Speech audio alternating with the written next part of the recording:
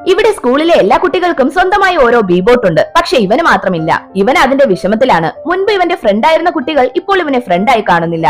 ഇപ്പോൾ അവർ ഇവനെ കളിയാക്കുന്നു. അതുകൊണ്ട് തന്നെ അവന്റെ ബർത്ത്ഡേക്ക് അവൻ തന്റെ ഫ്രണ്ട്സിനെ ഇൻവൈറ്റ് ചെയ്യുന്നില്ല. പക്ഷെ മുത്തശ്ശി ഇവൻ ഫ്രണ്ട്സിനെ കൊണ്ടുവരുമെന്ന് പ്രതീക്ഷിച്ച് ഫുഡ് കുക്ക് ചെയ്ത് വെച്ചിരിക്കുന്നു. മുത്തശ്ശി അവനൊരു മങ്കി ക്യാപ്പ് പ്രസന്റ് ആയി കൊടുക്കുന്നു. അച്ഛൻ അവനുള്ള ഗിഫ്റ്റ് എടുക്കാനായി പോകുമ്പോൾ അതൊരു ബീബോട്ട് ആയിരിക്കണേ എന്ന് അവൻ ആത്മാർത്ഥമായി പ്രാർത്ഥിക്കുന്നു. പക്ഷെ അവന് റോ കളക്ഷൻ ഉള്ളത് കൊണ്ട് അച്ഛൻ അതിനാവശ്യമായ ടൂൾസ് ആണ് വാങ്ങിക്കൊടുത്തത്. അത് കണ്ട് അവൻ അപ്സെറ്റ് ആവുമെങ്കിലും അച്ഛനെ വിഷമിപ്പിക്കാതിരിക്കാൻ ഇഷ്ടമായെന്ന് പറയുന്നു. പെട്ടെന്ന് ബീബോട്ട് ഡെലിവറി എന്ന് പറഞ്ഞ് കോളിംഗ് ബെൽ അടിക്കുന്നു. അത് കേട്ടവൻ സന്തോഷത്തോടെ പോയി ഡോർ ഓപ്പൺ ചെയ്യുന്നു. നോക്കുമ്പോൾ ഗിഫ്റ്റ് പേപ്പറിൽ പൊതിഞ്ഞ് ഒരു ബീബോട്ട് അവിടെ ഇരിക്കുന്നു. അത് കണ്ടവൻ വളരെയധികം സന്തോഷത്തോടെ അച്ഛന് താങ്ക്സ് പറയുന്നു. അച്ഛൻ ഒന്നും മനസ്സിലാവാതെ നിൽക്കുന്നു. അവനത് സന്തോഷത്തോടെ ഓപ്പൺ ചെയ്യുന്നു. പക്ഷെ അതൊരു കല്ലായിരുന്നു. അവന്റെ ക്ലാസ്മേറ്റ്സ് ആണ് അവനെ പറ്റിക്കാനായി ഇങ്ങനെ ചെയ്തത്. അവൻ വളരെയധികം സങ്കടത്തോടെ വീടിനകത്തേക്ക് പോകുന്നു. ഇത് കണ്ട അച്ഛൻ ഉടനെ തന്നെ അവനൊരു ബീബോട്ടിനെ വാങ്ങി നൽകണമെന്ന് തീരുമാനിക്കുന്നു. പിറ്റേന്ന് രാവിലെ അവൻ കണ്ണു തുറക്കുമ്പോൾ അവന്റെ മുന്നിൽ ഒരു ബീബോട്ട് ഉണ്ട്.